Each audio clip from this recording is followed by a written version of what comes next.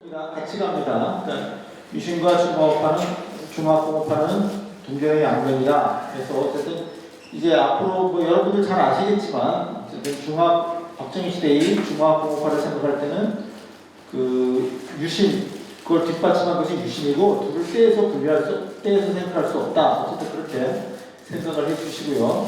이분이 그 책이 7권이나 있어요. 한국형 경제건설이라고 해서 7권인데 이렇게 기록을 남긴 분이 없어요. 또 우리나라 뭐 예를 들어 경제정책을 담당했던 사람들 많이 있잖아요. 그런데 이분이 이제 원래 화학공학 전공인데 뭐 사관 비슷하게 그러니까 사료를 남기는 역사 사료를 남기는 사관 비슷하게 자기가 박정희 대통령 밑에서 중화학공업화를 했던 거에 대해서 아주 상세한 기록을 남겼습니다.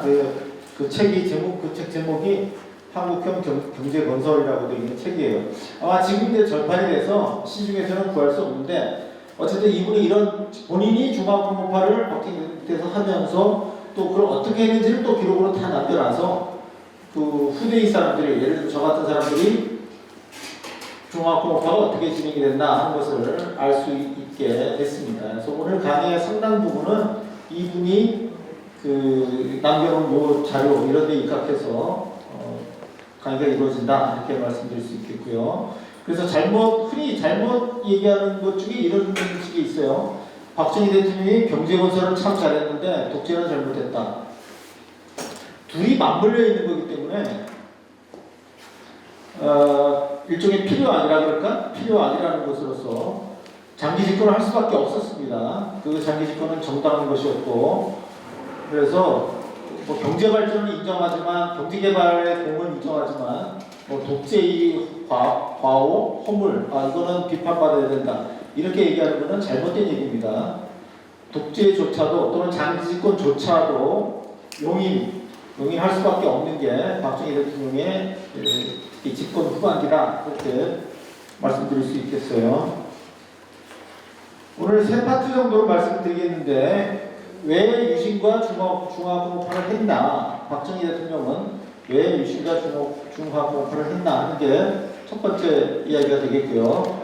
두 번째는 유신에 대해서 보겠고, 세 번째는 중화공업화에 대해서 보겠는데 이 중에 제일 자세하게 설명할 부분은 요 1번이에요. 1번을 제일 자세하게 설명하고 뭐 유신에 대해서는 유신헌법 또 유신체제 뭐 여러 가지 특징이 있어요. 그래서 간략하게 말씀을 드리고 그 다음에 마지막으로 이제 중화공업에 대해서 설명하는 그런 순서로 진행을 하겠습니다.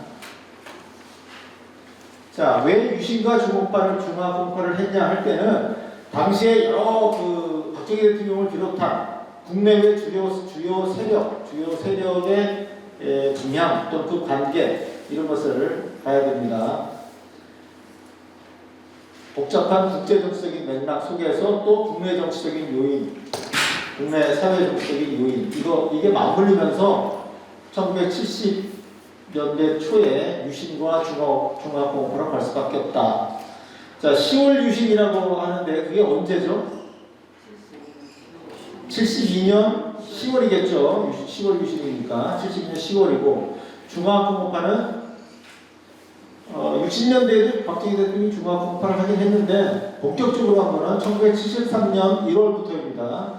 그때 중화공업화 선언을 해요. 그러면 1972년 10월과 1973년 10월 사이에는 불과 3개월의 차이밖에 없죠. 같이 진행이 되는 거예요. 그런데 그렇게 할 수밖에 없는 국내 또 국제정치적인 요인이 있다는 건데 제가 미국과의 관계에서 뭔가 이렇게 손을 잡은 듯한 걸 선을 찍 걷어요.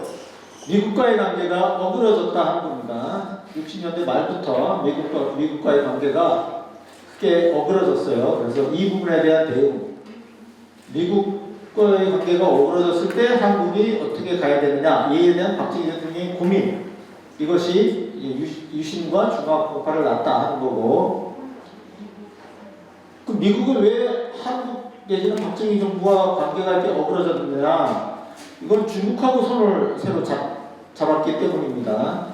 자, 미국 일단 나오겠습니다. 당시 미국의 닉슨 대통령이 중국과 손을 잡기 시작했고, 그래서 중국하고 국교 정상화를 했는데, 그거는 단순히 뭐 공산주의가 좋아서가 아니고 소련을 무너뜨리기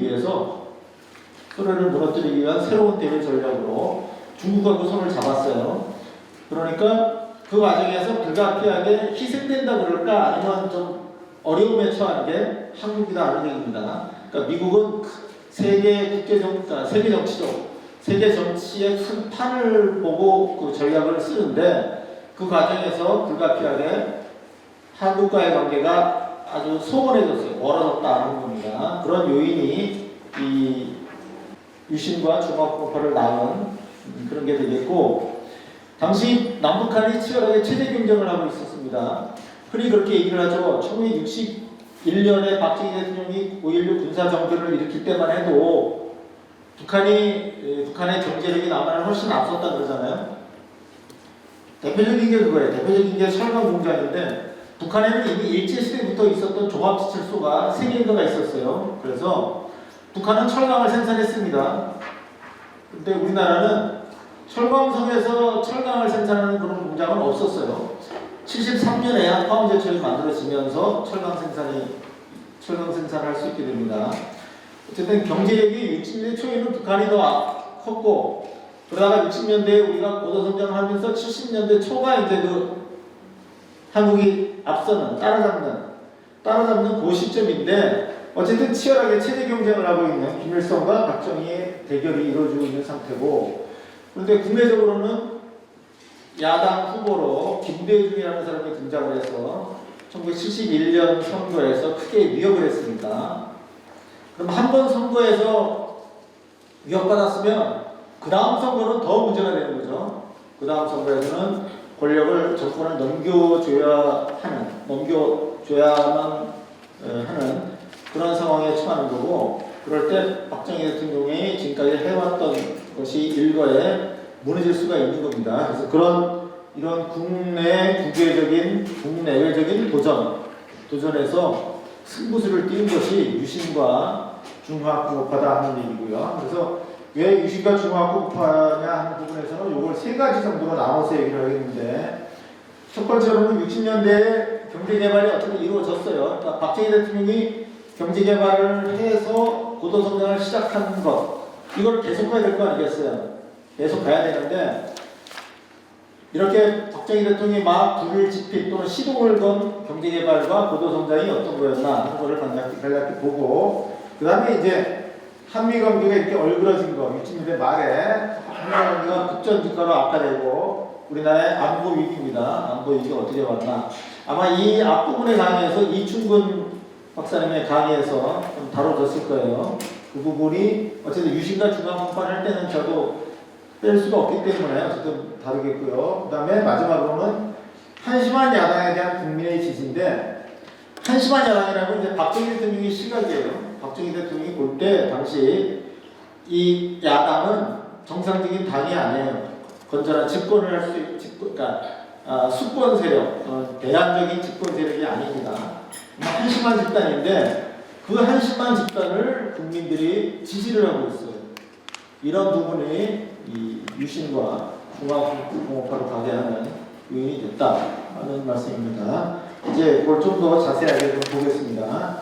먼저 60년대 경제개발과 고도성장인데, 자, 수출지향 공업화라는 거, 우리나라 경제개발은 수출지향 공업화다. 그래서 고도성장을 하게 됐다 하는 것은 다들 잘 아시죠? 수출 품목을 한번 볼까요? 수출 품목을 한번 보면은, 이게 이제 여기 100만 달러가 다니니까 900이면 9억 달러예요. 9억 달러. 그러면 1970년만 해도 8억 몇천만 달러예요. 우리나라 총 수출액이. 그러니까 지금 같으면 상상할 수가 없는 그런 아주 작은 그 수출액입니다. 10억 달러가 안 됐어요. 1970년에. 71년에 10억 달러를 돌파해요. 71년에.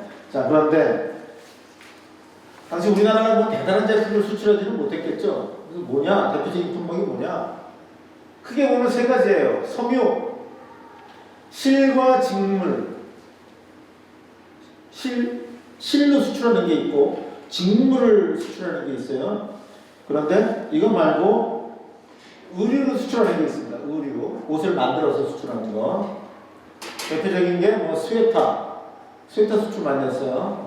그리고 와이셔츠 같은 거 수출 많이 했습니다. 그 다음에 합판이에요. 합판. 나무 얇게 펴가지고 그거 붙인 거. 이게 우리나라에 크게 보면 뭐 이거 세 번째 수출품이고 네 번째 수출품이 가발이에요. 가발. 이게 합치면은 어느 정도 되느냐? 합치면은 60% 이게 60 비중이에요. 세 품목에. 세 품목이라는 걸 요거 이제 섬유 하나로 보고 섬유, 합판, 가발. 그러면 세 개잖아요. 세 개가 전체에서 차지하는 비중이 얼마냐? 60% 정도 돼요. 68년부터 70년까지. 그러니까 아주 시시한 거 수출하고 하는 겁니다. 그런데 저도 예전에 제가 이제 70년대 말에 대학에 들어갔는데 그때 이제 대학생들이 뭘 모르잖아요. 철은 없고 뭐 우리나라가 뭐 여러 가지 문제가 많다 이렇게 생각할 텐데 그럴 때 우리나라의 수출품은 참 형편없다. 뭐 간단한 섬유, 뭐 의류, 신발 뭐 이런 거 수출한다고 대단한 제품 수출해야 되는데 수출품이 부담스럽다 이런 얘기를 막 그걸 우리나라에 무슨 문제점으로 알고 막 그렇게 얘기를 했는데 사실은 아닌 거예요. 우리나라가 원래 형편없고 가난한 나라였기 때문에 시시한 물건, 간단한 물건 만들어서 수출하는 게 맞는 겁니다. 어쨌든 한국은 당시로서는 매우 정상적인 길로 섬유, 합판, 가발 이런 거를 수출을 했어요. 이건 우리나라가 아주 지극히 정상적인 경제 개발을 시작한 이제 그런 게 되겠고요.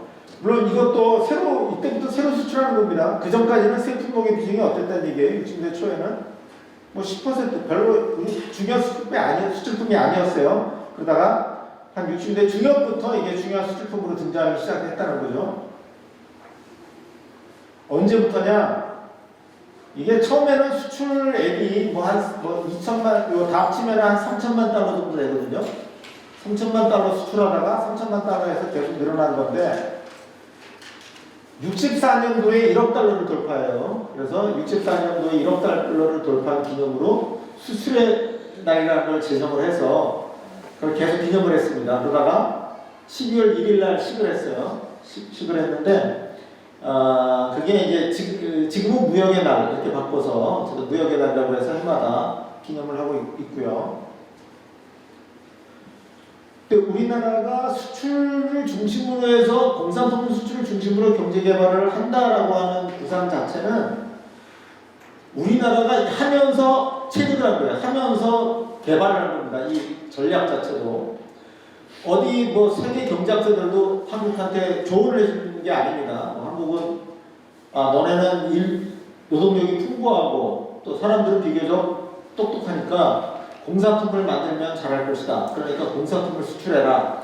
이런 식으로 조언을 해준 게 없습니다. 한국이 공산품을 중심으로 해서 수출에 성공하리라고 하면 당시 아무도 안 봤어요. 그런데 이 공산품을 중심으로 한 수출 지향공업화 전략이 수립된 거는 64년이에요. 64년 말이고 65년부터 본격적으로 이 수출에 중점을 둔 경제개발을 시작합니다. 그러니까 유신하면 72년인데 이래봐야 불과 한 4, 5년 박정희 대통령이 61년에 군사정변을 일으켜서 권력을 잡았지만 이 이전까지는 방황하고 모색하는 기간이에요. 어떻게 해야 되느냐, 국가 경제개발을 어떻게 해야 되느냐 모색하는 기간이고 65년부터 이제 방향을 잡고 나간 겁니다. 그래서 불과 한 5, 6년 길어야 6, 7년 됐다 이런 얘기입니다. 5, 6년 정도 됐을 때 유신과 중화공업화로 가게 됐다 하는 것을 생각을 좀 해봐야 되고요. 요게 이제 그거죠. 요게 다시 세 품목의 비중이 이렇게 70년까지는 실, 의류, 합판, 가발 비중이 크죠. 그랬다가 71년 그 다음부터 뚝 떨어지죠. 확 바뀌어요. 수출품 구성이. 처음에는 우리나라가 신발도 제대로 못 만들었어요. 한때 우리나라가 세계적인 신발 수출국이었습니다.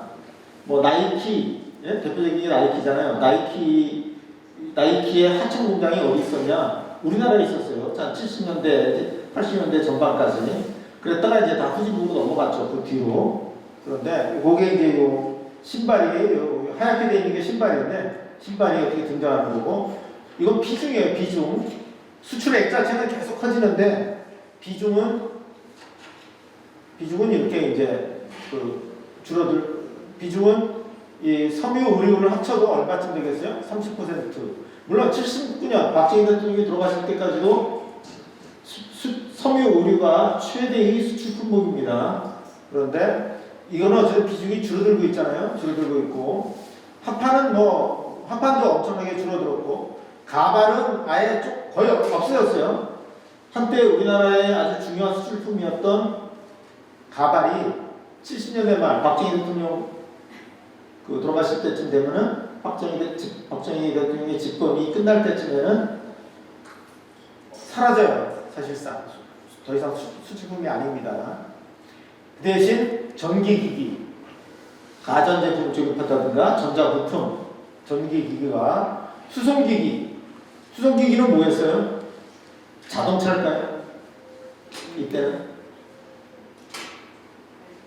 이때는 자동차가 아닙니다. 자동차는 70년대 말까지도 우리나라의 주요한 수출품이 아니었고 선박이에요. 선박이 이제 상당한 비중을 차지하고 포항제철이 생겼잖아요. 포항제철이 생기니까 이제 철강 제품도 상당한 비중을 차지하고 이건 나머지예요. 나머지가 30% 정도 넘죠. 예. 어쨌든 이런 식으로 수출품이 바뀝니다. 이렇게 수출품 자체가 이제 이거 시시하잖아요. 시시한 거에서 뭔가 복잡한 것으로 바뀌어요. 이런 걸 경제학에서 수출 대체라고 합니다. 수출품이 고도화되는 것, 수출품의 그 상품 구성이 고도화되는 이런 변화를 수출 대체라고 하는데, 어쨌든 수출 대체가 70년대에 아주 활발하게 일어났다 하는 것을 알 수가 있습니다.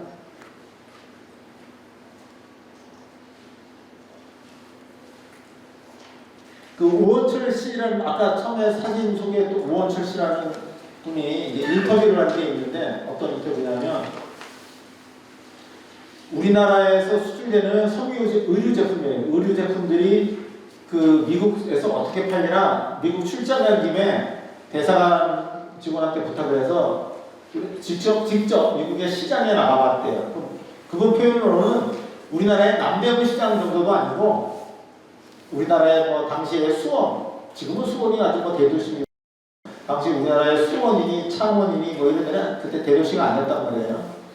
어쨌든 그런 시장쯤 되는 곳으로 데려가더라는 거예요. 데려가서 가게에 들어가 보니까 우리나라에 와이셔츠를 파는데 가게 안에서 못 팔고 가게 앞 매대에 쌓아놓고 팔아요. 쌓아놓고 파는데 와이셔츠 지금 사면 어떻게 사나요? 와이셔츠 사면은 한 장씩 사잖아요. 한 장씩 포장되어 있는 거 사잖아요. 물론 필요에 따라서는 한 번에 가서 여러 매를 살 수도 있겠지만 그런데 그분 표현이 하나씩 안 팔고 한 타스 12장씩을 묶어서 팔더라는 거예요. 묶어서. 그럼 얼마냐? 하나에 1달러예요. 당시 1달러. 물론 그때의 1달러 가치는 1960 몇 년의 1달러 가치는 지금의 1달러 가치보다 훨씬 큽니다만 하나에 1달러씩 지금 가격으로 보면 당시에는 그 우리나라 가격으로 한 300원 뭐 이렇게 되겠죠. 어쨌든 그래서 그런 생각을 했다는 거예요. 우리나라 근로자들이 그렇게 열심히 해서 고생을 해서 옷을 만들어서 수출하는데 가게도 못 들어가고 가게 밖에서 묶음으로 팔리는 정말 싸구려 취급을 당하고 있다 하는 것을 느꼈다고 합니다. 자, 어쨌든 그런 과정을 통해서 수출을 해가면서 차차 수출품의 구성을 고도화해 나가는 겁니다. 그러다 보면 우리나라 경제에서의 수출의 비중도 높아지겠죠. 그래서 1960년대 초에만 해도 우리나라 경제에서 수출의 비중이 5%밖에 안 돼요. 그런데 박정희 대통령이 돌아가실 때쯤 되면은 수출의 비중이 한 25%까지 이렇게 높아집니다. 박정희 대통령 집권기에 수출이 1년에 40%씩 증가했어요.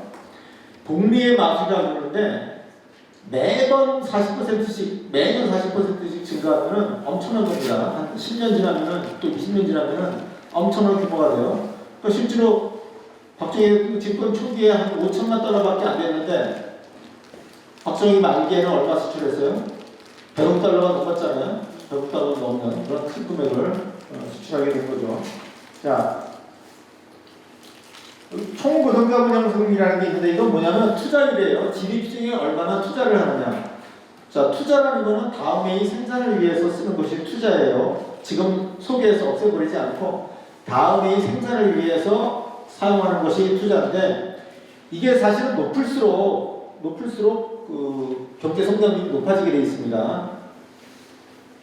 높아지잖아요. 총고정자본 형성률, 투자율이라고 하는 것이 처음에 GDP의 10%밖에 투자를 안 했는데 나중에는 거의 30% 가까이로 높아집니다. 이게 이제 어쨌든 이렇게 이 투자가 그만큼 많아지면서 고도성장이 이루어지게 됐다는 거고, 요거는 성장률이에요. 성장률인데 제가 여기 빨갛게 표시한 게 뭐냐면 여기 10%는 있습니다만 66년에 12%, 68년에 11%, 69년에 14%, 뭐 떨어져도 9%, 8%, 1년에 이렇게 성장을 한 거예요. 우리나라가 10% 이상씩 한 거의 연속해서 성장한 것이 딱 3번 있어요. 딱 3번.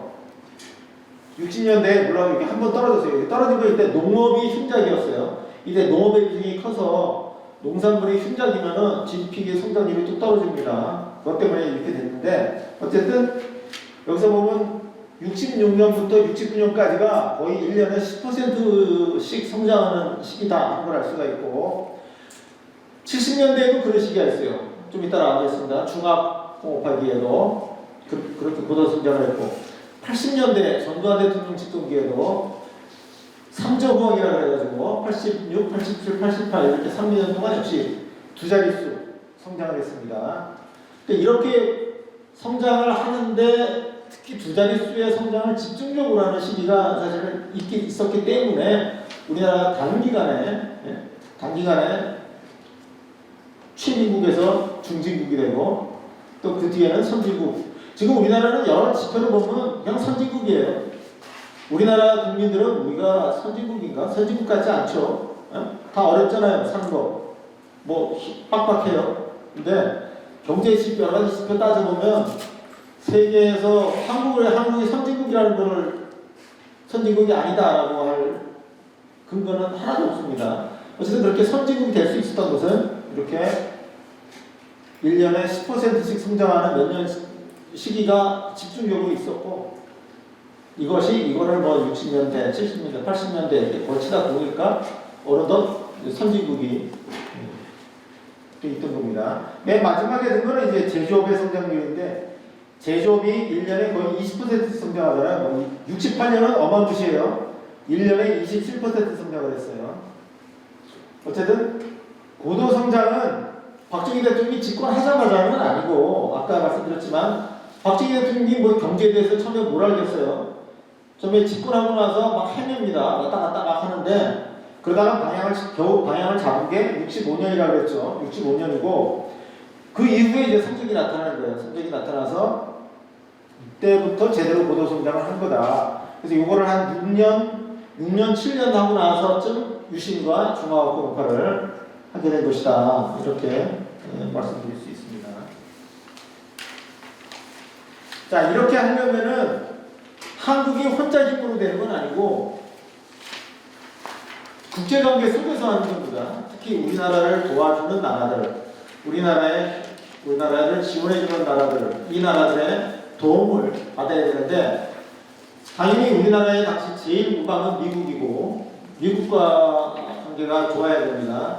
그런데 미국만은 안 되고 미국 외에 또 다른 나라들의 지원이 필요해요. 그런데 우리나라를 할 때 식민 지배를 했던 또는 아주 거슬러 올라가면은 임진왜란 때 우리나라를 침략했던 뭐 원수의 나라라고 해야 될까요? 뭐 그런 나라가 있죠. 옆에 일본이 있는데 그렇긴 하지만 일본은 어쨌든 선진국이고 특히 우리나라 경우에는 당시 지금 사람들하고 달리 예를 들어서 1960년대에 한창 활동하던 사람들을 생각해 보면 60년대에 40대면은 1920년생쯤 되는데 1920년생쯤이 이미 일제하에서 학교 교육을 받았어요.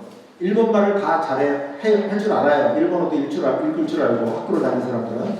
그럼 이런 사람들은 일본 기계 또 일본의 무슨 뭐 기계와 관련된 매뉴얼, 책자 금방 보고 배울 수 있습니다. 그래서 일본과 사실 경제 교류를 활발히 하는 게 우리나라에 굉장히 도움이 되는데 바로 그게 이루어진 거죠.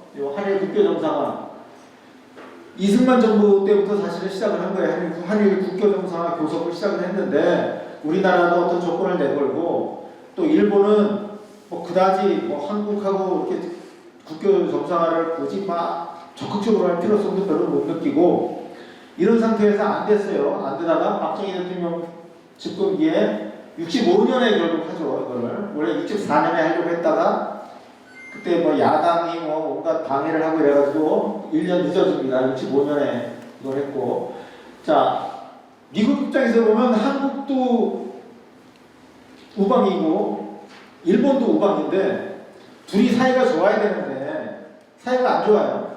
그럼 미국 입장에서는 상당히 불편하겠죠. 그래서 한일 국교 정상화는 사실 미국이 굉장히 적극적으로 주선을 한 겁니다.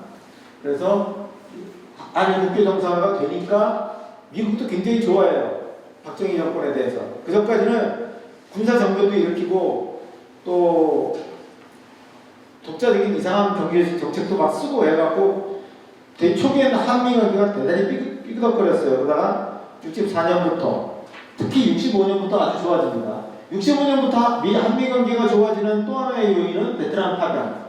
베트남에 64년 말부터 뭐 태권도 교관단을 보내고 뭐 이렇게 합니다만은 전투병이 간 거는 65년 가을이에요. 65년 봄에 공병대가 가고 65년 가을 봄에 공병대가 가고 전투병이 가는 건 65년 가을. 그 다음에 전투병이 또 가는 거는 66년 가을. 그래서 최대 5만 명이가 있었습니다. 5만 명. 30만 명이 다녀왔어요. 베트남전에 참 군인으로서 갔다 온 사람은 대개 한 1년 있다가 오는데 그렇게 다녀온 사람은 30만 명이나 되고 최대 5만 명이 현지에 가 있었습니다. 그러면 군인만 가는 게 아니라 또 우리나라 무슨 기업들도 가겠죠. 대표적인 게 한진이죠.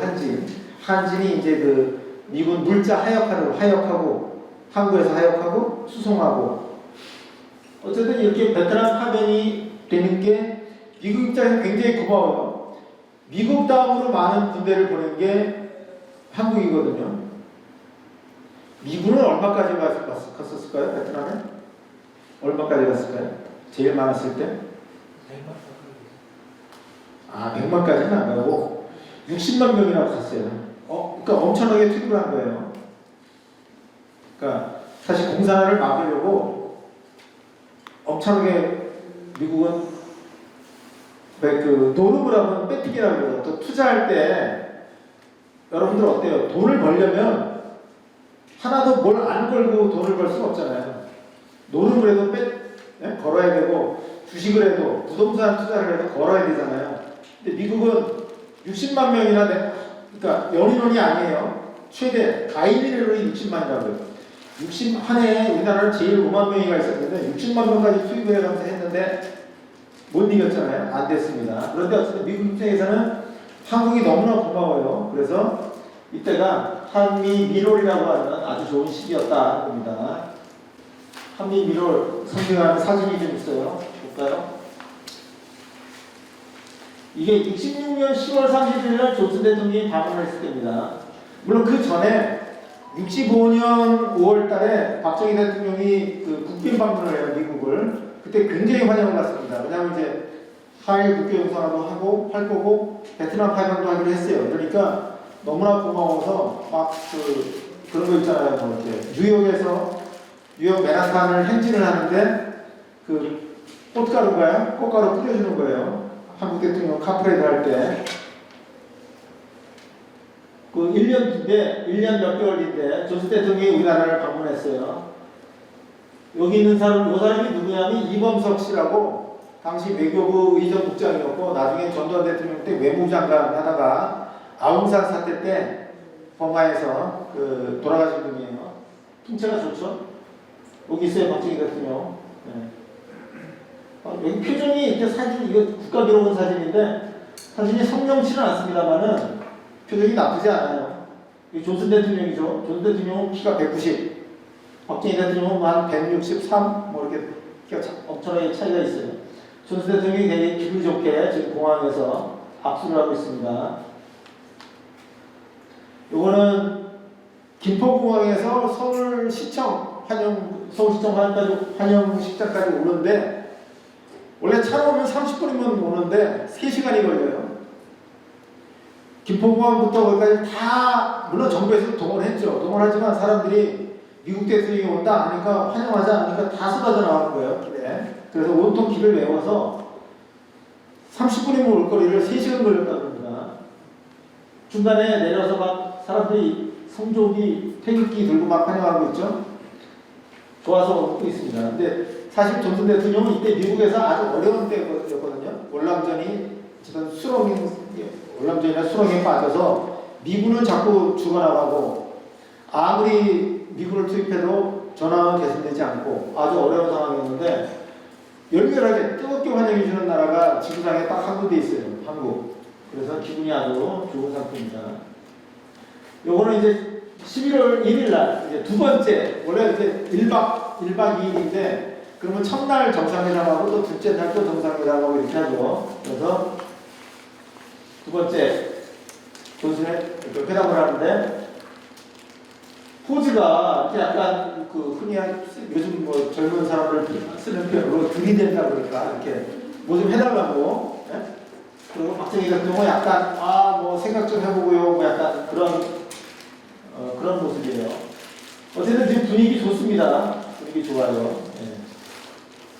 그런데 불과 얼마 안 가서 한미 관계가 어그러지기 시작하는데 그게 68년의 121 사태. 또 121 사태 바로 이틀 뒤에 미국의 그 푸에블로우라고 하는 함정이 북한 해군에 의해서 납치를 당합니다. 이때 한미 균열이 이루어져요.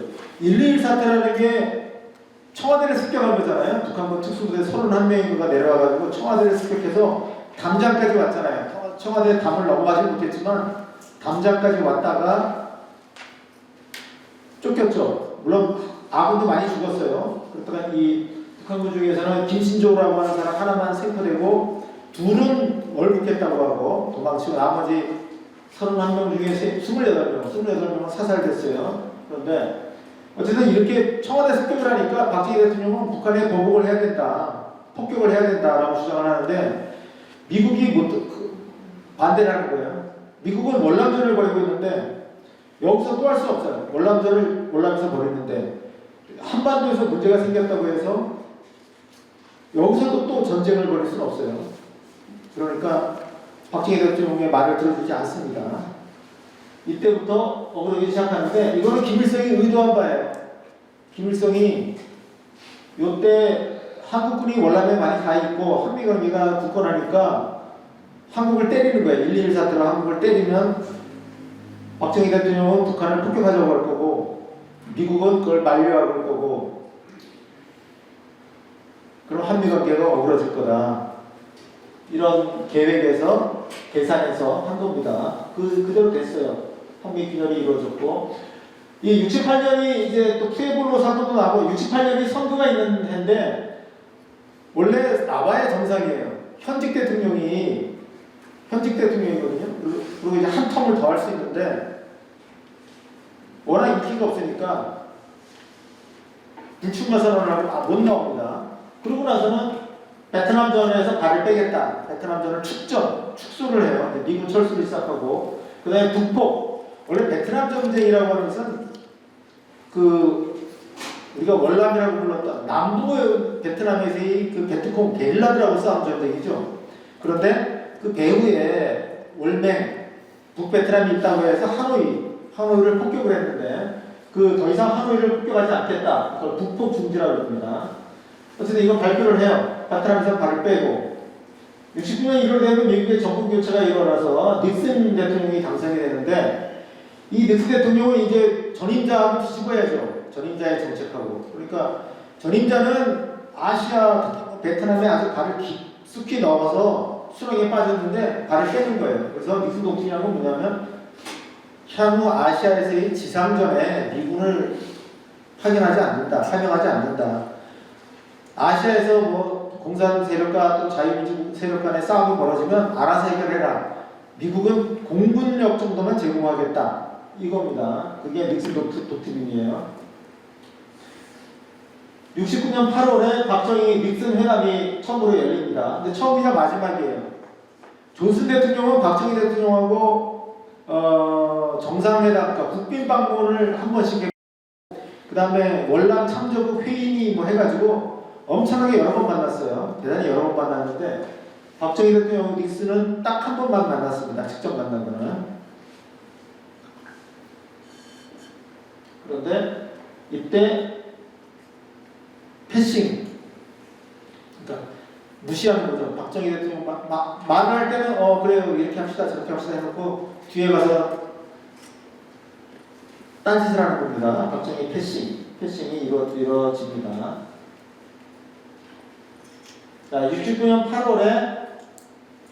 8월 20일 날에 정상회담인데 이것도 샌프란시스코에서 열렸어요. 미국 대통령 집무실로 부른 게 아니라 샌프란시스코에 있는 어떤 호텔로 자기가 휴가를 가서 친구들을 만났는데 거기로 불렀어요. 그 호텔에서 잠깐 만났어요. 그부터가 우선 홀대예요. 자, 분위기가 어떤 것 같아요? 아까 존슨 박정희에 비하면은 냉랭하죠. 뭐 딴 생각하고 있는 것 같아요. 좀 딱 봐도 딴 생각하고 있는 것 같습니다. 회담 빨리 끝났으면 좋겠다. 이자 그러면서 또는 이자는 무슨 생각할까? 뭐 이런 식의 그런 냉랭한 분위기입니다.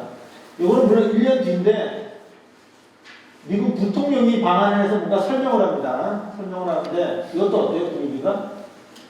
아주 무편하잖아요. 박정희 대통령. 그리고 이 사람도 굉장히 굳었고.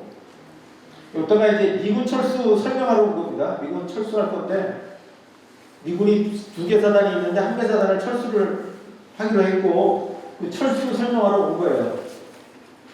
이때 6시간 동안 얘기를 했다고 해요. 박정희 대통령이 계속 화내고 이러면서 막 야단치고 요구하고 이런 식으로. 이 박정희 닉슨 회담에서 미국이 그러니까 정치가를 이렇게 원래 이렇게 천연덕스럽게 거짓말을 하잖아요. 뭐라 그러냐면 닉슨 독트린, 아시아에서 지상전에 개입하지 않는다. 그럼 주한미군은 어떻게 되겠어요? 주한미군은 철수해야 맞아요. 닉슨 독트린에 따르면. 근데 닉슨 독트린은 예외 지역이다. 주한미군 감축이나 철수 계획이 있으면 사전에 한국에 알려주겠다. 그럼 한국하고 협의를 하다 보면 한국이 말려서 못 갈 수도 있겠죠. 못 할 수도 있겠죠. 그래서 어쨌든 베트남의 평화협상 이때도 한국과 협의를 하겠다. 그렇게 얘기를 하고 나서 베트남에 있는 한국군은 어떻게 할 건데 물어봅니다. 그러니까 미국 정부나 남베트남 정부가 철수를 요구할 때까지 한국군 계속 주둔하겠다. 5만 명이 있는데 주둔하겠다. 이럽니다.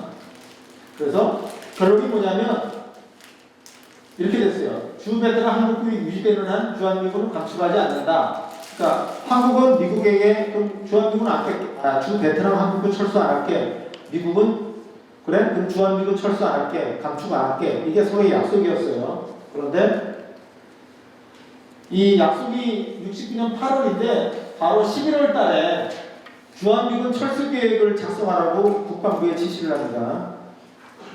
뒤통수를 때린 거죠. 제가 배신이라고 표현했는데 이렇게 한 거고 70년 4월에 먼저 미국 대사가 2만 명을 줄이겠다라고 대사가 이제 언지를 주고 아까 사진 봤잖아요. 부통령이 와서 주한미군 1개사단 감축 통보를 8월 달에 해요.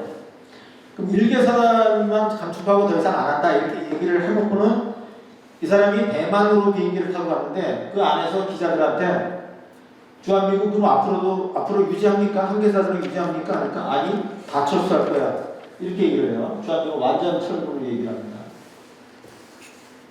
그리고 실제 이제 1개사단 철군은 72년 4월에 이루어졌어요. 그리고 나서 닉슨의 중공 방문 계획이 72년 7월에 발표가 됩니다.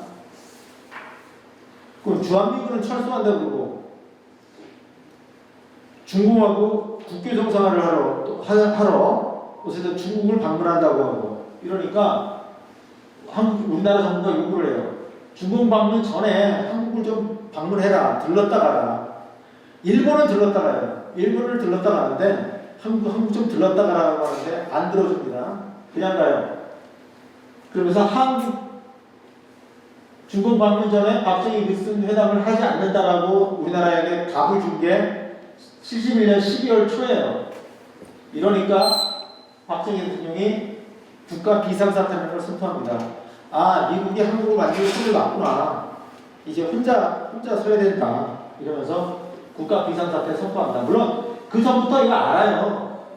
미군이 철수할 수도 있다는 걸 알기 때문에 준비를 하지만 확실한 철수한다 그러고 또 실제로 철수를 했고 또 중국을 방문하면서 한국도 안 들르고 그냥 바로 중국으로 날아가고 한국 완전히 패싱 따돌려요.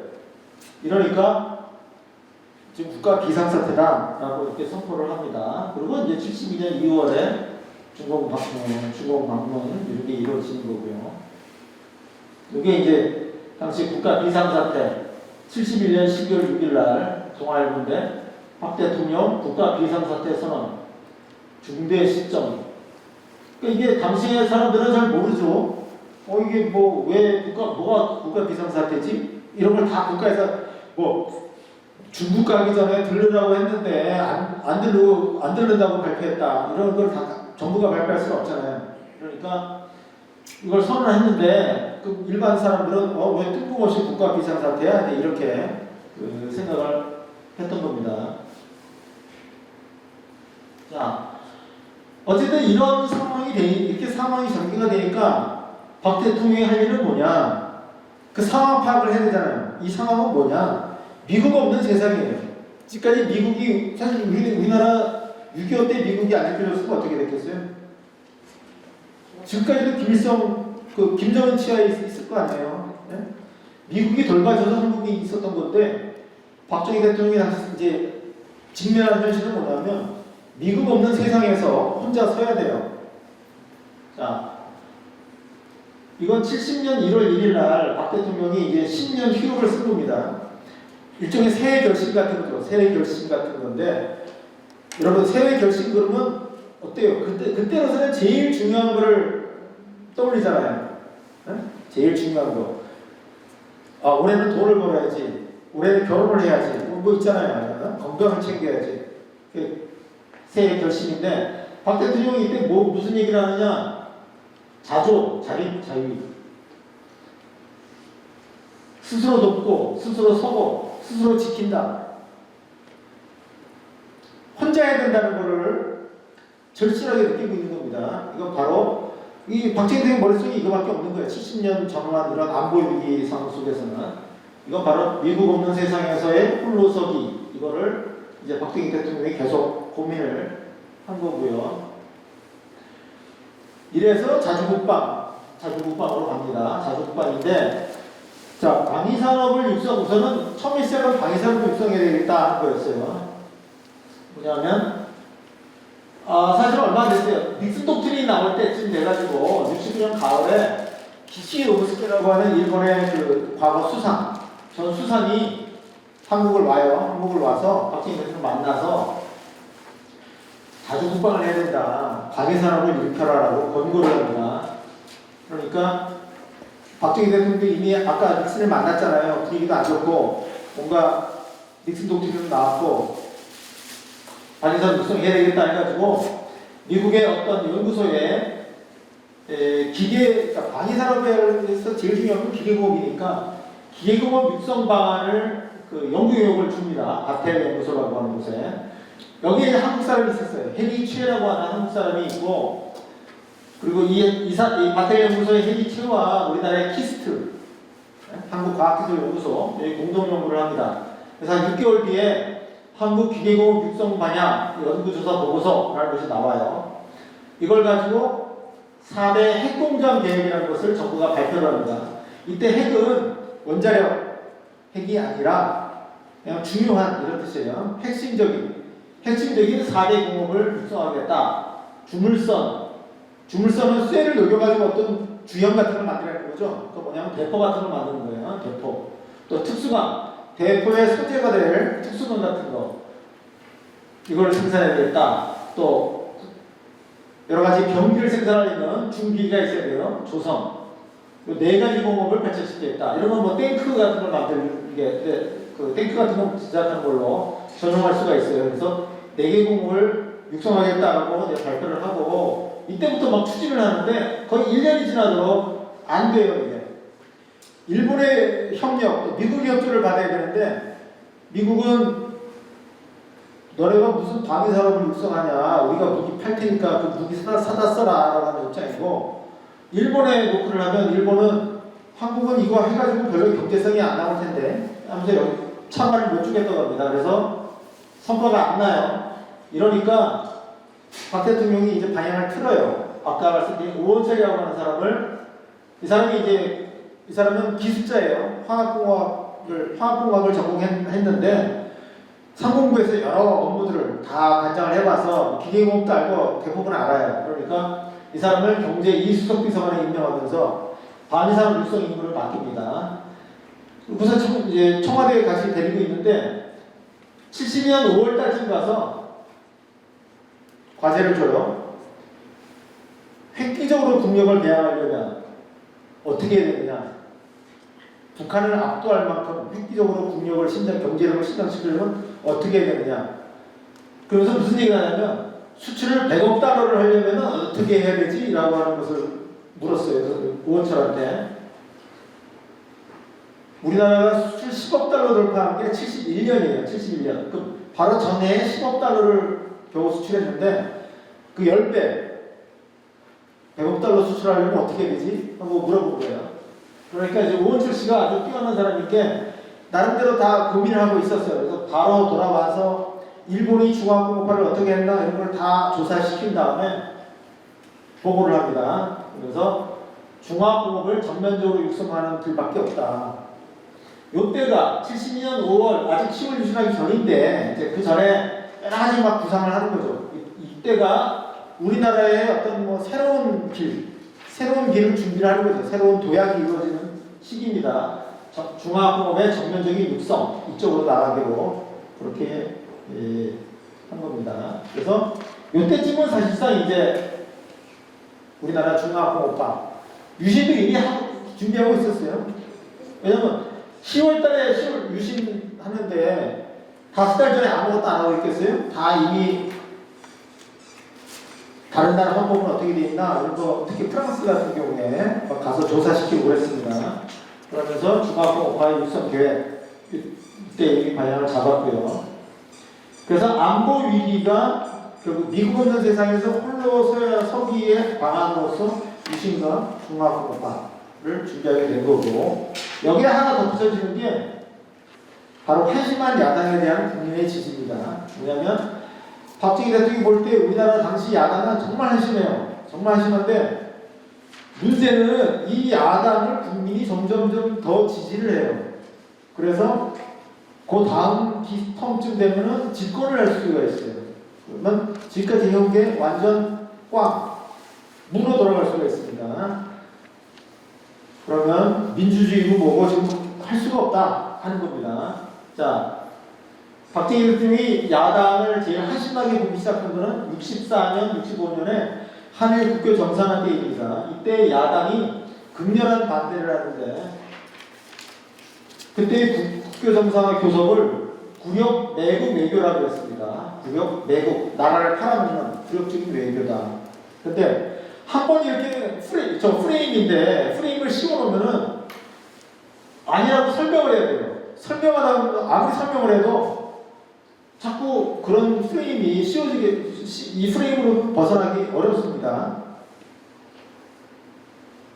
박근혜 대통령에 대해서 최순실 뭐 해가지고 국정농단 프레임을 씌웠죠. 먹혔잖아요. 그게 당시에 먹혔어요. 그 아니라고 아무리 막 설명하려고 해봐야 잘 벗어나기 어려워요. 그런 겁니다. 윤보선이 이제 박정희 대통령하고 두 번 선거에서 졌죠. 그런데 65년 3월에 단체 무슨 위원회를 만들어요. 단체 구역 외교반대 전국 투쟁위원회. 65년 3월에 부산에서 강연을 하는데 한일회담은 이 나라를 망하게 하는 정말로 큰일이다. 한일회담이 되면 우리는 즉각 일본의 정치적 경제력으로 예속될 것이다. 아니, 한일회담을 해서 국교를 맺으면 바로 망해요? 바로 일본 포복이 되나요? 이렇게 얘기를 해요. 사람들이 막 과거에 일본한테 식민지배 당한 게 있으니까 근데 이런 얘기가 먹혀요. 지금은 우리나라 사람들이 일본 우습게 보잖아요. 일본이나 우리나 우리나라의 삼성전자는 일본에 있는 전자회사 다 합쳐도 그것보다도 더 이익을 많이 낸다. 지금은 그렇게 생각하잖아요. 자부심이 있어요, 일본에 대해서. 근데 당시에 뭐 그런 자부심 가질 수 있는 상태가 아니었잖아요. 그러니까 이렇게 자꾸 얘기를 하면은 사람들이 이 얘기를 해 끌려가요. 우리나라 그렇잖아요. 일본은 누가 해방된 지 20년밖에 안 됐고 많은 사람들이 일본을 기억하고 있어요. 일본인들이 훨씬 한국보다 뛰어났고 한국을 억압하고 했던 걸 기억하고 있는 상태에서 이 얘기를 하기 때문에 이 얘기가 먹힙니다. 근데 박정희 대통령이 그해 8월 15일 날 이미 이제 국회 정상을 했어요. 이때 광복절 경축사에서 이런 얘기를 합니다. 자, 국제적인 연관을 벗어난 한국만의 안전이나 번영은 있을 수 없다. 이 국제적인 연관은 뭐겠어요? 우리나라가 안전해지고 번영을 이루려면 국제적인 연관, 우방의 도움이 필요한데 미국만이 아니라 일본과의 관계, 일본의 도움이 필요하다. 일본과 잘 지내야 된다는 겁니다. 자, 지금 우리의 적은 누구냐? 공산주의다. 공산주의에 맞서려면 어떻게 되느냐? 자유시장에 강화된 힘이 필요하다. 자유시장이 누구예요? 일본, 미국이잖아요. 한국, 미국, 일본. 한미일이잖아요. 한미일 능력체제. 구구절절이 옳은 말씀이에요. 그런데 일본하고는 한일 나와면 즉각 일본의 정치적 경제력으로 예속된다. 나라 망한다. 이게 야당이 한 짓이에요. 그러니까 박 대통령이 64년에 한 번 한일에 대한 반대 운동이 벌어질 때는 참았어요. 참고 인정을 했는데 65년에도 또 이러니까 그다음부터 완전 쓰레기 취급을 합니다. 야당 좀 한심한 인간들. 그러니까 정치의 상대로 보진 않습니다. 문재인이 집권해갖고 한 일이 뭐죠? 한일 관계를 파탄내는 거잖아요. 한일 관계. 그래서 위안부 합의, 백지화, 징용공 판결 뭡니까? 배상하라고 막 내리고 한일 관계 지금 아직도 회복이 안 됐어요. 아직도. 지금 잘해보자라고 하고 있지만 그 문제가 아직도 해결이 안 됐다고요. 김일성의 가끈 이론이죠. 가끈이라는 게 이렇게 해서 여기서 양쪽에서 묶는데 하나가 미국이고 하나가 일본이에요. 일본하고 연결된 끈을 끊어버리면은 바람 불면 그냥 날아가잖아요. 그게 김일성이 얘기한 가끈 이론이라는 거잖아요. 그대로 했던 거예요. 그래서 지금도 좌익들이 이번 총선은 한일전 막 그런 식으로 얘기해요. 한일 이슈를 막 부각시켜서 친일이냐 예를 들어서 자주냐 이러면서 마치 친일 정권인 것처럼. 그러니까 이때부터 지금까지 한국의 좌파라 그러니까 이때 윤보선은 좌파는 아니에요. 어쨌든 이때 한국의 어떤 야당이 하는 짓은 똑같습니다. 한국의 국제관계, 국제협력관계, 동맹관계를 파탄내는 게 한국의 야당의 과업이에요. 삼성개헌 때 69년 10월 삼성개헌 때 국민투표를 할 때 이런 발언을 해요. 박 대통령이 내 손으로 버려놓은 방대한 사업들을 내 책임으로 매듭지어보자는 생각이다. 삼성개헌은 당시에는 2번만 할 수 있게 돼 있는데 3번까지 할 수 있게 헌법을 고쳤어요. 69년에. 그래서 72년 선거에 나오는데 이거 왜 하느냐? 박 대통령 손으로 벌려놓은 사업들이 많이 있어요. 이때는 69년 10월이면 울산 석유화학은 막 시작했어요. 울산 석유화학 단지 건설을 시작했고 포항제철은 아직 시작도 못했어요. 포항제철은 막 교섭 중일 때입니다. 거의 가닥이 잡혔을 때 포항제철 같은 경우. 그러니까 박 대통령 손으로 벌린 사업들을 이제 매듭짓겠다는 생각에서 삼성개헌을 할 수밖에 없다. 이런 얘기였습니다. 무슨 말이냐? 뒤집어 말하면 야당이 맡길 수 없다 이런 얘기예요. 야당이 맡기면 바로 나라 망한다 이런 겁니다. 그런데 문제는 뭐냐면 71년 대선과 총선에서 야당이 약진을 해요. 자, 67년 대선에서 박 대통령 윤보선인데 51.4, 40.9 아주 여유있게 이겼어요.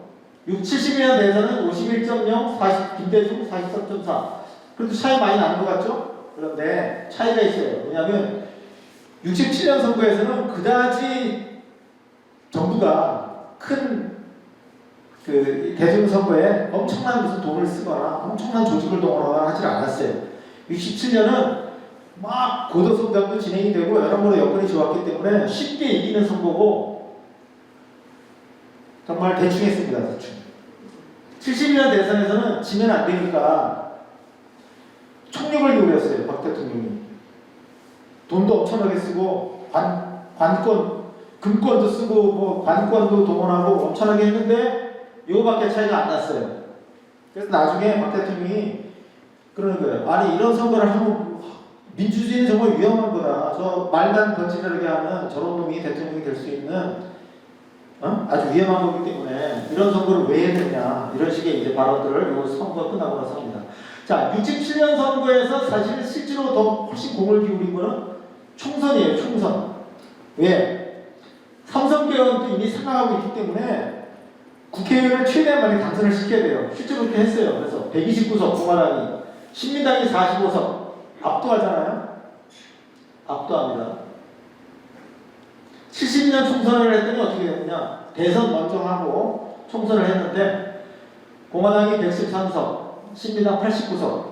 당시 지금처럼 소선거구제라서 각 선거구마다 한 명씩 뽑는데 서울에서는 한 명, 공화당 한 명만 당선이 됐어요.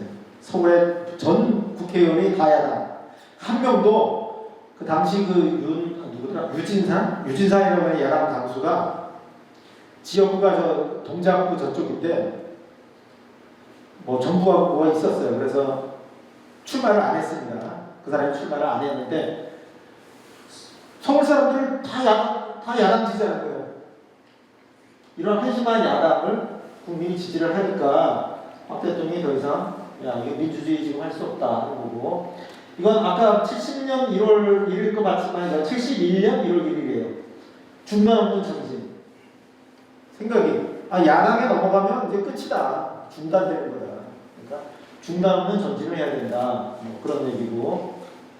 자, 대선에 김대중이 여러 가지 공약을 내보는데 4대국 안전불감론. 우리나라는 자주국할 필요 없고 그냥 4대국은 어디예요?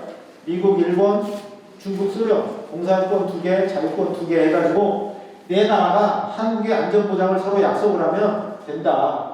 향토의 미군 폐지해라. 자, 향토의 미군 폐지하려면 사람들 좋아하겠죠? 이민훈련 받으러 가기 싫잖아요. 네? 싫은데 향토의 미군 폐지한다. 김일성과의 통일에 대한 대책을 제의하겠다. 학생 교련 폐지하겠다. 대학생 교련을 막 시행이 됐는데 학생 교련 없애겠다. 당시 군대 3년이었어요. 3년이었는데 병역 연한 2년으로 하겠다. 젊은 애들 좋아하겠죠. 군대 짧게 간다는데 뭐 국민들이 좋아할 만한 달콤한 얘기는 다 하는 거예요. 혼자서. 중앙정보부 없애겠다. 요거 한마디로 요약하면 무슨 말이냐면요. 한국은 스스로 아무것도 안 해도 된다. 응? 우리는 안 해도 그냥 사대국한테 맡기면 그 나라들이 우리나라한테 잘해줄 거다. 이런 얘기입니다. 아주 유용한 거죠. 이게 선거 포스터고 이게 70년 4월 10일 날 박정희 대통령은 대전에서 김대중은 부산에서 유세를 벌였는데 요게 대전이에요. 대전. 요게 부산이고 그러면 딱 봐도 이거는 좀 더 가까이서 클로즈업에서 찍었어요. 부산에 엄청나게 사람이 모인 겁니다. 김대중은 전라도잖아요. 전라도 출신인데 이때 부산에서도 엄청난 인기를 끌었어요. 그래서 이 부산 유세에 꽉 찼습니다. 대도시 접전으로 득표 전략 재조정 뭐 이런 식으로 제 뉴스를 뽑았고요. 그러니까 박 대통령이 4대국 안정을 비판하면서 우리의 운명을 4대국에 맡길 수 없다. 우리나라의 운명을 그 사람들한테 갖다 맡기자는 것이고 정말 한심한 소리다. 국제사회에서 믿을 사람은 아무도 없고 믿을 나라는 아무도 없고 우리 자신을 믿어야 하고 위에 축적된 국력을 믿어야 하고 우리의 문제는 우리 스스로 해결해야 된다. 저는 이 너무나 명확한, 너무나 멋있는 말이에요. 우리 문제는 우리가 해결해야 된다. 문재인 정권 들어서고 나서 문재인의 5대 국정 지표가 내걸은 게 있었어요. 그 중에 하나가 뭐냐면 내 삶을 책임지는 국가예요. 내 삶을 책임지는 국가. 아니 내 삶을 왜 국가가 책임져요? 그 국가가 내 삶을 책임지면 뭐도 하겠어요? 국가가 내 삶을 좌지우지하게 돼 있잖아요. 내 삶을 책임지면 너 이거 해라 저거 해라 이거 하지마 못하게 할 거고 이거 하라고 할 거고 전체주의로 가는 길이에요. 그런데 국가적으로도 우리 문제는 우리 스스로 해결해야 되고 자유민주주의 사회에서 자기 문제는 자기가 해결해야 돼요. 개인들이 각자 해결을 해야 됩니다. 그런데 사대국을 믿자 이런 얘기니까 박 대통령이 막 비난을 하는 거죠. 예. 국력이나 국방력, 경제력이며 또 정신력이다. 강인한 정신력이다. 이렇게 김대중을 비판하고요. 그 다음에 이 한다는 얘기는 뭐냐? 야당이 하는 거는 국민을 속이기 위해서 내놓은 하나의 사탕발림이고 인기전술이고 무책임한 소리들이다. 이런 사람들한테 정권을 맡길 수 있겠느냐? 이렇게 비판합니다. 결국 이런 것 때문에 안보 위기 속에서 홀로 서기를 해야 되는데 한심한 야당이 집권 가능성이 높아지니까 지금 민주주의를 당분간 민주주의 유보 당분간 안 한다 이렇게 가게 된 겁니다. 이게 유신이에요. 자, 유신과 어쨌든 박정희 대통령은 자신이 좀 더 해야 돼요. 지금 박 대통령 스스로는 나 아니면 안 된다라고 하는 의식이 있었습니다. 그래서 지금 좀 한심한 인간이 나라를 잡으면 이 나라는 어떻게 되겠냐. 한 10년은 걸린다는 얘기죠. 10년은 걸리니까 이 삼선의 임기는 5년이에요. 75년까지니까 더 해야 되겠다 해서 자기 집권을 결심한 거고 70년 10월에 비상경 선포하고 국회 해산합니다. 그리고 유신헌법안 국민투표에 붙여서 막 캠페인을 하니까 또 통과돼요. 이거는 거입니다. 그래서 이때부터 유신체제가 성립했는데 사실상 이제 박 대통령이 종신 집권이 된 거예요. 그리고 국회에서도 이제 반대가 의미가 없어요. 뭐냐면 당시 중선거구제라고 해서 한 선거구에서 2명씩 뽑아요. 그러면 여야 당선되게 돼 있으면 어차피 한 명 한 명 당선되면은 비슷하잖아요. 여야 당선수가. 거기다가 위정회라고 해가지고 대통령이 지명한 사람들을 통일주체국회의에서 추인을 해줘요. 그러면 그 사람들이 국회 의석이 3분의 1이에요. 당연히 박 대통령을 지지하는 사람들인 거고, 그러면 항상 3분의 1을 차지하게 돼 있어요, 국회에서. 그러니까 사실은 대의 민주주의라고 하는 것은 이제 사실은 버린 거예요. 버렸는데 할 수 없다는 얘기예요. 지금 비상 상황이니까 이렇게 갈 수밖에 없다 하는 거고, 이러면서 이때 이제 하고 싶은 일, 중화학공업화라는 것을 추진하게 됐습니다. 자, 유신체제라는 게 72년에 성립을 했는데 73년에 들어오니까 바로 유신헌법 철폐, 유신헌법 개정 이런 운동이 벌어집니다. 4년부터. 그래서 이거를 긴급조치로 막기도 하고 이랬는데 결정적으로 박 대통령을 도와주는 사건이 생겨요. 75년 4월에 원란이 망합니다. 베트콩이 남베트남을 완전 점령을 해요. 그래서 남북 베트남이 공산화돼 통일을 합니다. 공산화 통일을 해요.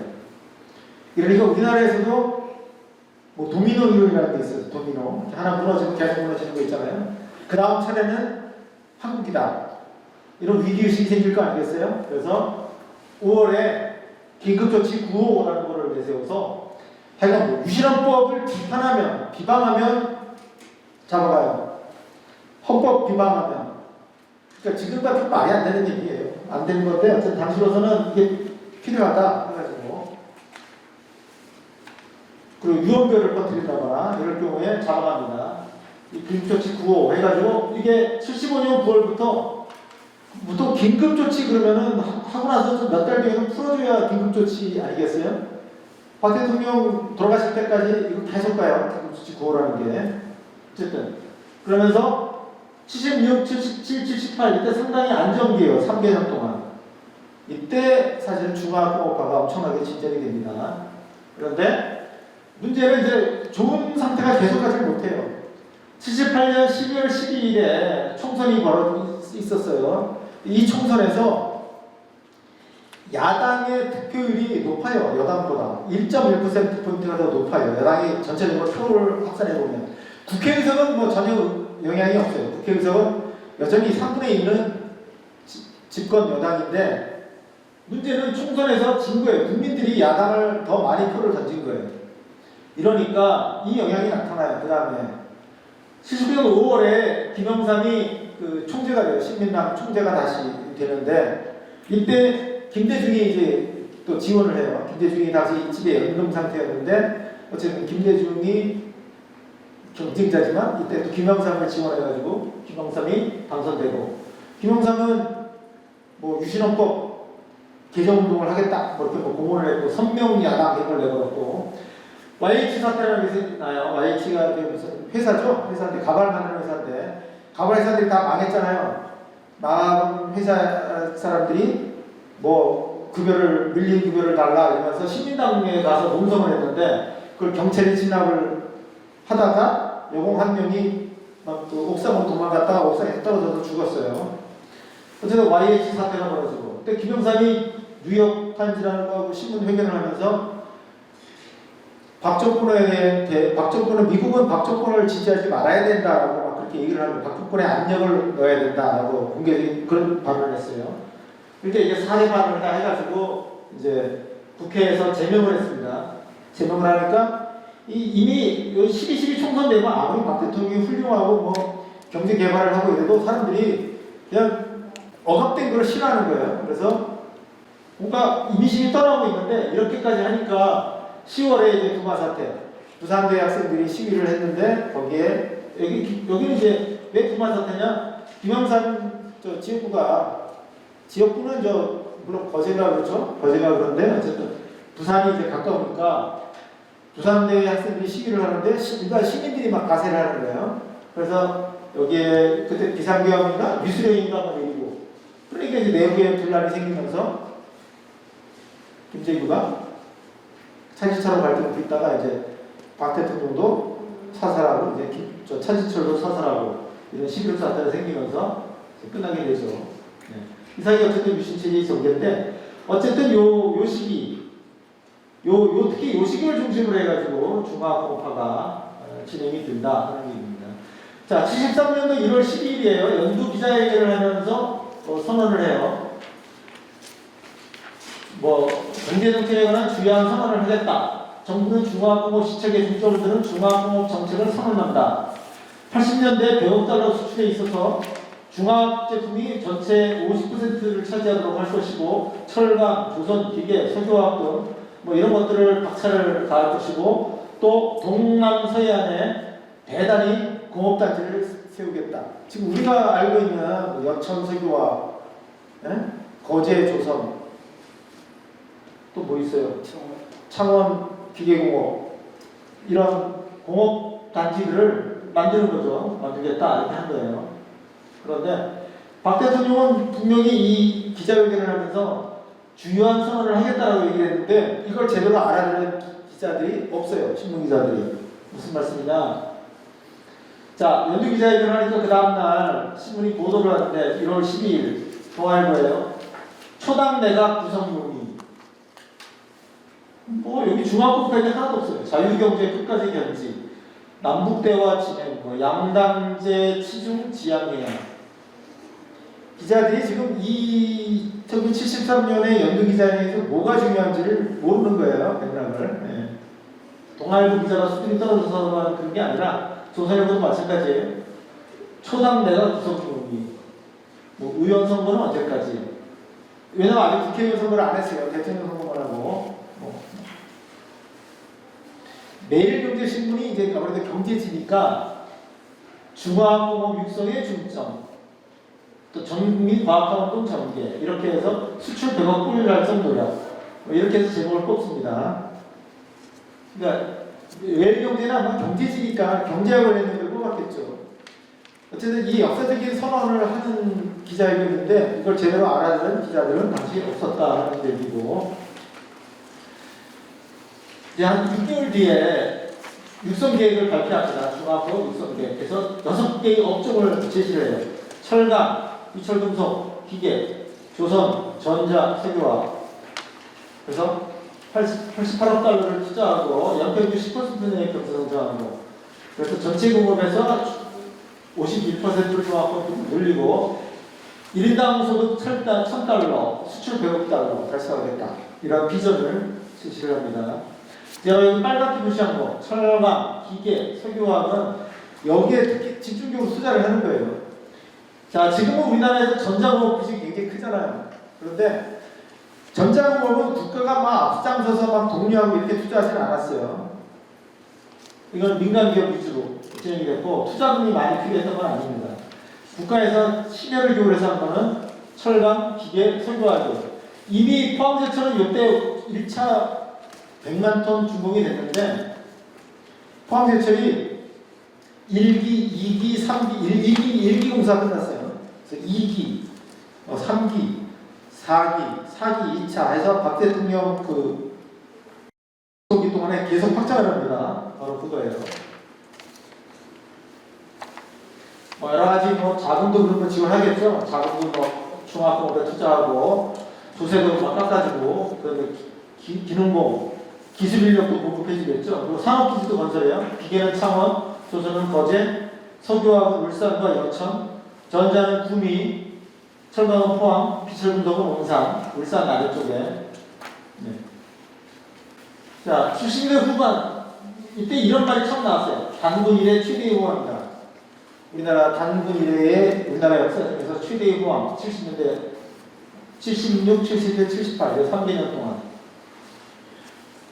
중앙 투자가 진행이 되는데 어떻게 됐냐.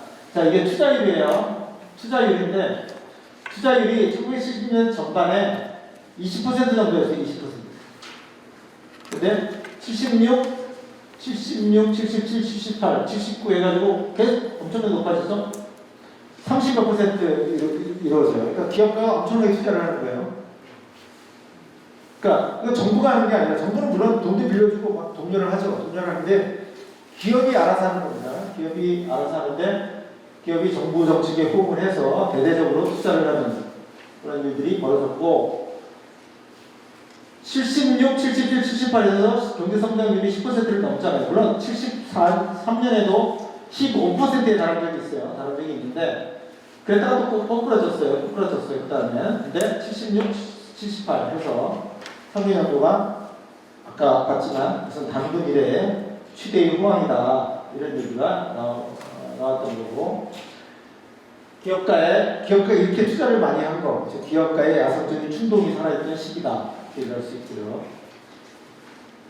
그다음에 당연히 중화공업화 위주로 발달했습니다. 중화공업화 위주로. 그래서 원래 이렇게 공업구조가 바뀌는 선진국에서 한 100년 정도, 아니면 수십 년 동안에 걸쳐서 일어나는 일인데, 우리나라는 한 10년도 안 돼서 이런 게 발생이 됐고, 수출 100억 달러도 목표보다 4년 앞선 1977년 말에 달성돼요. 이때는 물론 인플레가 영향을 미칩니다. 그러니까 석유 오일 저가가 벌어지고 나서 물가가 오르고, 그러니까 액면 표시로 해서 수출 100억 달러가 쉽게 77년 만에 달성이 됐습니다.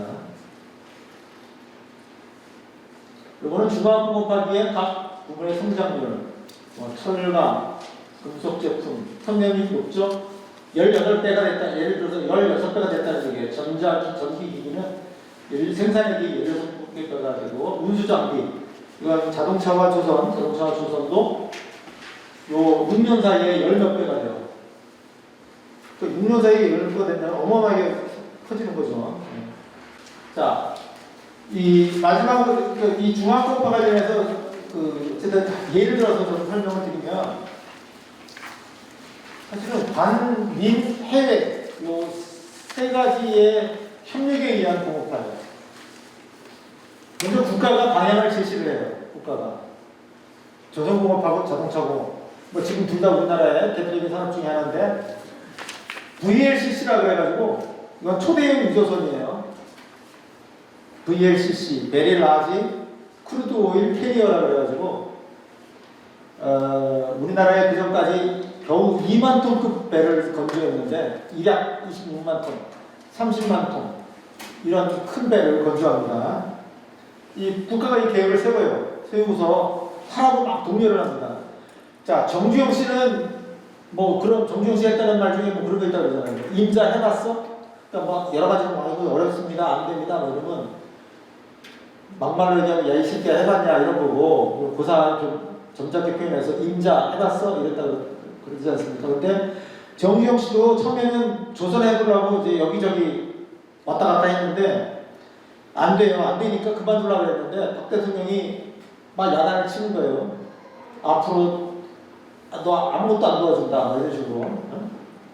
그러니까 국가에서 하라고 그러니까 애들 다시 한번 해보자 해가지고 이제 영국으로 간 거죠. 그래서 영국은행에서 차관을 빌립니다. 차관을 빌리는데 뭐 유명한 얘기 있잖아요. 그 조선소 영국 돈을 빌리려고 그러니까 돈을 빌려는 주겠는데 그 조선소에서 배를 건조하는 배를 살 사람을 구해봐라.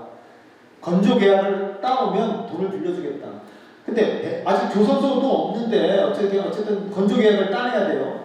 그러니까 뭐 우리나라가 옛날에 거북선도 만들어봤고 뭐 이런 식으로 이제 말을 했다는 거 아니겠습니까? 그때 사실은 아주 저가에 건조를 해주겠다라고 한 거고 또 서로 건조를 못하면 그 돈 받은 거 조선소는 선수금을 받아요. 미리 한 3분의 1 이렇게 선수금을 받는데 그 정부 이자를 쳐가지고 원리금을 다 정부에서 갚아주겠다 이렇게 보증이 된 거예요. 정부가 다 지원해 준 겁니다. 그러니까 그 건조 수주를 받아가지고 영국은행이 제시를 하니까 영국은행에서 5천만 달러를 빌려줍니다. 그렇게 되니까 이제 조선소에 영국 조선소가 당시 일본한테 밀려가지고 유럽의 조선소들이 막 망했어요. 그때 망할 때인데 망하니까 기술자들이 많잖아요. 그럼 그 사람들한테 설계도를 가져오고 네덜란드 조선소에서의 그 경영진들, 핵심적인 기술자들을 불러서 현대조선소의 사장으로 경영진으로 영입을 합니다. 그 다음에 어쨌든 당시 일본이 세계 제1의 조선 강국이었는데 일본은 일감이 넘치니까 우리나라를 하청 기술을 이용하려고 했어요. 그래서 일본의 가와사키 중공업이라고 하는 데서 현대조선에 설계도를 줘요. 설계도도 주고 근데 설계도도 당시 생산 설계라고 해가지고 유럽에서의 설계보다도 훨씬 작업하기 수월한 거예요. 그래서 어쨌든 일본 조선소가 와서 또 일을 가르쳐줘요. 그리고 이런 것 때문에 이런 거 덕분에 또 국가가 지원하고 국가가 방향을 지시해주고 그래서 하는 겁니다. 하는 건데 기업가 내지는 기업이 시통차리면은 이렇게 도와줘도 못합니다. 못하는데 현대 정주영 씨도 뛰어난 분이고 또 정주영 씨 휘하에 있는 기술자들, 관리자들 다 뛰어난 사람들이고 해서 어쨌든 성사를 시킵니다. 이게 그 73년도에 대한조선공사에서 2만 톤급 유조선을 만드는 거예요. 유조선은 아니니까 석유 운반선이에요. 2만 톤급 석유 운반선. 73년인데 이건 선대 방식이라요. 선대. 왜냐면 땅바닥에 이런 레일 같은 거를 깔려있고 그 위에다가 놓고 하는 거죠. 바로 누가 그냥 건물 세우듯이 지금 올라가 있죠. 네. 이게 그 대한조선공사에서 만드는 방식이고 이건 현대하고 다른 거죠. 그림이에요. 그림인데 현대조선소의 블록 공법이에요. 블록이라는 건 뭐냐면 이렇게 덩어리가 돼 있죠. 덩어리를 만들어서 이 덩어리를 여기 도크 안에서 조립을 하는 겁니다. 이게 당시에 그 세계 조선의 공법인데 26만 톤급 주조선을 이렇게 만드는 것밖에 없어요. 도크 공법. 도크에서의 블록을 먼저 제조하고 블록을 이어 붙이는 거예요. 이 안에서 요 골리앗 크레인으로 이걸 집어다가 이렇게 운반해서 내리고 용접하고 이렇게 하는 거죠. 그 결과로 만든 게 애틀랜틱 베로노라고 하는 우리나라 당시 두 대를 한꺼번에 준공을 했는데 이게 이제 진수식인가? 선박 인도식인가? 네. 명령식인가요? 선박 명령식? 네. 여기 까맣게 개미처럼 보이는 게 다 사람이죠. 예, 엄청 아까 이런 거하고 비교가 안 되잖아요. 이런 배하고는 이건 2만 톤급짜리라니까요. 그러니까 아니 불과 3년 전만 해도 이게 74년이에요. 74년. 71년에 아무것도 없었어요. 여기에 아무것도 없었는데 불과 3년 만에 이렇게 만들어내요. 근데 문제는 뭐냐면 74년이면 이미 오일 쇼크가 났어요. 오일 쇼크가 나가지고 세계 유가가 4배로 뛰었어요. 세계 경제가 엄청나게 위축이 됐습니다. 불황에 빠져가지고 이게 필요가 없어요. 그래갖고 주문을 받은 것 중에 선수금을 그냥 삐고 차라리 안 가져가겠다. 이런 회사들이 막 나오는 거예요. 그러니까 어떻게 하느냐. 저번에 그냥 현대가 인수해요. 인수하는 정부가 돈을 주죠. 정부가 돈을 줘서 현대가 인수해서 현대상선. 처음에는 아세아상선이라고 했어요. 그러니까 현대상선을 바꾸는데 현대상선이 우리나라의 유조선 운송, 그러니까 원유 운반 이런 배들이 하는 거예요. 이런 배들이. 처음에 이거 하더라고 그 3년 동안에 60몇 명이가 죽어요. 네? 작업하다가 여기 매달려서 작업해야 될 거 아니에요? 매달려 작업하다가 떨어져 죽는 거예요. 3년 동안 60몇 명. 네. 중경상 입은 사람은 2,000명이 넘어요. 이래저래. 그 정도로 난 어려운 프로젝트였다 하는 겁니다. 자동차 정부가 이걸 해요. 이제부터 고유 모델 수동차 만들어라. 그럼 그 전까지는 뭐냐면 외국 모델을 부품을 들어와요. 부품을 엔진 다 설계도도 다 들어오고 조립하는 거예요. 조립. 그래서 뭐라 그러냐면 드라이버 있죠. 드라이버. 나사 채우는 거는 돌리는 드라이버만 있으면 자동차 만든다. 심하게 얘기하면 그랬어요. 근데 그렇게 외국 모델을 들여와서 하면은 우선 조립하는 것보다 외국에서 그냥 직수입하는 게 더 싸요. 부품을 들여와서 조립하는 것보다 그냥 조립된 승용차를 그냥 수입하는 게 더 싸다고요. 그리고 이렇게 설사 자동차를 조립을 해도 이 자동차는 수출할 수가 없어요. 그렇지 않겠어요? 외국산 모델이 이미 다 예를 들어서 일본 도요타 제품이다 이러면 도요타가 다 수출하고 있는데 우리나라가 도요타 제품을 조립을 해가지고 수출하려고 그러면 도요타가 그걸 허용하겠어요? 안 하죠? 고유 모델이 없으면 안 된다. 정부가 알고 고유 모델 승용차 개발하라고 요구합니다. 그때 신진 자동차라고 있었고 그 다음에 현대, 기아 이렇게 있는데 신진은 그걸 못 맞춰요. 그래서 탈락합니다. 그래서 나중에 대우로 갔다가 지금 GM 배우 계속 표류를 하고 있는 거고 어쨌든 기아는 원래 3년차죠. 3년차인데 국산 엔진을 개발하고 V사라는 걸 개발합니다. 현대가 이제 진짜 고유 모델을 개발해요. 고유 모델로 포리 승용차라는 걸 개발하고 그런데 이거 혼자 입으면 안 되고 일본의 미쓰비시 자동차에 도움을 받습니다. 그러니까 미쓰비시 자동차가 스승이에요. 스승. 현대차에. 지금은 어때요 근데? 미쓰비시하고 현대는 비교가 안 되죠. 현대는 세계 탑5에 들어가지만 미쓰비시는 세계 10대 안에도 못 들어가거든요. 자, 이게 포니1. 포니1의 그 76년에 조립 라인.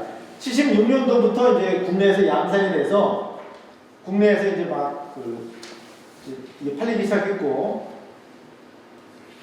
이게 박물관 같은 데 가면 여기 있어요. 포니1 해가지고 이제 지금 길에서는 거의 볼 수 없죠. 근데 이 자동차는 내수용이에요. 포니1, 2는 내수용이고 포니를 본격적으로 수출한 거는 80년대에 가서 포니 엑셀 개발하면서부터고요.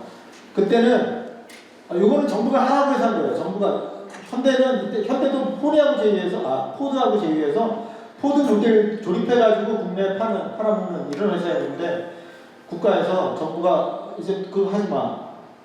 고유 모델 개발해. 해가지고 이제 한 거고. 그런데 하라고 했을 때 그걸 잘 한 거예요. 잘 해서 어쨌든 성공했고 그 다음에 수출용 포니 엑셀 개발하는 거는 80년대에 가서 그거는 정부가 하라고 큰 소리 안 했는데도 기영주영 씨가 판단해서 합니다.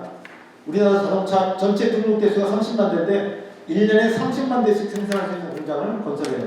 그래서 포니엑셀을 개발하고 그게 미국 수점을 뚫고 들어가고 그러면서 우리나라 이제 중화공업화에 크게 성공하게 됐습니다.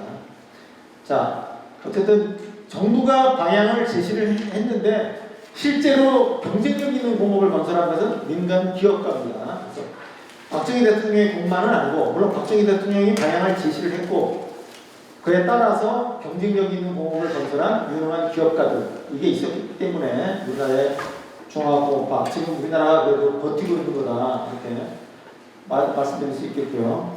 혹시 질문하실 분 있으면 한두 분 정도만 받을게요. 오늘 강의와 관련해서. 네. 제가 알기로는 소니가 75만 정도 가라만 갔을 때. 아, 예, 예. 수출은 하는데, 그거는 정말 그 중요한 시장이고요. 그러니까 뭐 중농, 또 남미, 이런, 거기에 몇 대만 수출하는 거고, 포니의 주력 시장은 우리나라 국내예요, 국내용 승용차예요. 아직까지 수출해서 세계성을 뚫고, 특히, 아까 수출 주도가 아니라 이제 그냥 예술을 했다가 최초 수출이라는. 예, 수출은 해요. 수출을 하는데 특히 미국의 수출은 못해요. 미국이 세계 수출 시장인데 미국의 배기가스 뭐 안전 이 기준에 못 맞춰서 기준이 안 되는 거예요. 그래서 수출이 안 됩니다. 그럼 그걸 해결하는 게 언제냐? 아까 말씀드린 80년대에 미국의 안전 기준 또 배기가스 기준 이런 거 충족시키는 승용차를 그것도 그 전까지 1년에 10만 대를 생산했는데 현대가 전체 생산량이 10만 대예요. 근데 30만 대로 늘려요. 그냥 30만 대니까 거의 서울을 걸고 또 투자를 하는 거죠. 그러니까 기업가는 그런 걸 볼 줄 아는 거죠. 네, 그렇게 해서 본격적으로 이제 수출 승용차, 우리나라 자동차 그러면 국내용이 아니잖아요. 국내도 하지만 어쨌든 세계 각지로 수출하는데 그렇게 된 거는 80년대 후반이다 이렇게 말씀드릴 수 있겠습니다. 어쨌든 60년대 말, 70대 초에 그 한국이 홀로서기를 해야 되는 어떤 비상한 상황 속에서 근데 한심한 야당에 권력이 넘어갈 수 있는 이런 상황 속에서 비상한 수단으로 불가피하게 한 것이 유신이고 유신 체제 하에서 추진한 것이 중화공업하고 그것이 오늘날 한국을 만들었다. 그래서 유신 체제를 저는 비난할 수 없다고 생각을 해요. 그건 어쩔 수 없는 뭐 치러야 되는 비용, 코스트 이런 거여야지 그걸 잘못했다 이렇게 비난해서는 안 된다고 생각합니다. 네, 오늘 강의 이걸로 마치겠습니다.